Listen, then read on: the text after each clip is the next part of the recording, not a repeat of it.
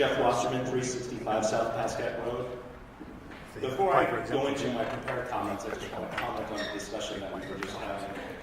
As a member of the Planning Board, when the Planning Board has a new application, the Planning Board hears in a public setting the applicant's reason for wanting the building that's desired. They come to us in a public setting and they make an application and a presentation as to why they're seeking approval.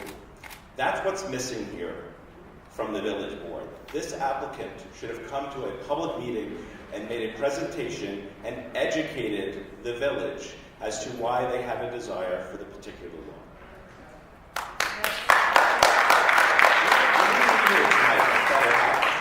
Actually, you can finish your comments and I'll address it. So it's with great loss to Chestnut Ridge if the board chooses to approve the poorly drafted and clearly just unclear House of Worship blanket variances and justify them with false claims that federal and New York State law requires these changes. Those claims are simply not true. I'm disappointed that the village board has ignored the recommendations of my own planning board and is ready to strip the zoning board of appeals of their legitimate and important function. This village has a wonderful history that includes all types of diversity, and it's recognized by all residents as one of our strengths. The village board has an opportunity tonight to celebrate and defend this cultural mosaic by pausing and including all residents in the development of a comprehensive plan. Alternatively, the board can vote tonight to approve these amendments motivated by the belief that they may well avoid a lawsuit by the OJC. Our residents deserve more from this board, and why would you approve amendments if the one group that asked for them is threatening to sue the village? Just doesn't make sense.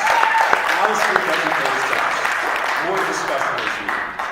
As some may recall, I stood here last month and clearly explained that our current code allows for houses of worship, and our zoning board grants land use variances, and that our village has not violated religious freedoms, thank God, and they've not violated the law in any way. As a member of the village planning board, I always ask myself two questions before any vote. Have I listened to all of the testimony? And do I understand the law or the code? Then I vote with my conscience. So before you move forward with your vote, I'd like to ask each board member 5 questions.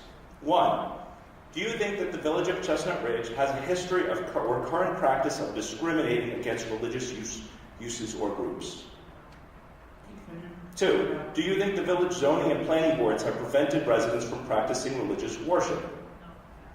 3, do you think the village board or any of its boards have been arbitrary or discriminatory in their decision-making process? 4, do you think the village zoning laws have been in violation of the federal or LUPA statute since the law was passed in 2000? And 5, has each board member personally and thoroughly reviewed all testimony and letters from residents in support and in opposition to this proposed amendment? If the mayor and trustees have answered no to any of these above questions, you shouldn't approve the proposed amendments, as passage of these proposed amendments will likely continue this community divisiveness created by this board, and the village could very well get sued, and I don't think anyone wants to see that happen. Rather than dividing and creating fear in all residents, this board should be stressing the importance of unifying our village. This board's actions on this issue are only some of the reasons why Anthony Shaw and I are running for the 2 village seats in the election that will be held just 26 days from today. Anthony and I look forward to continuing our honest and civil and respectful campaign. Thank you.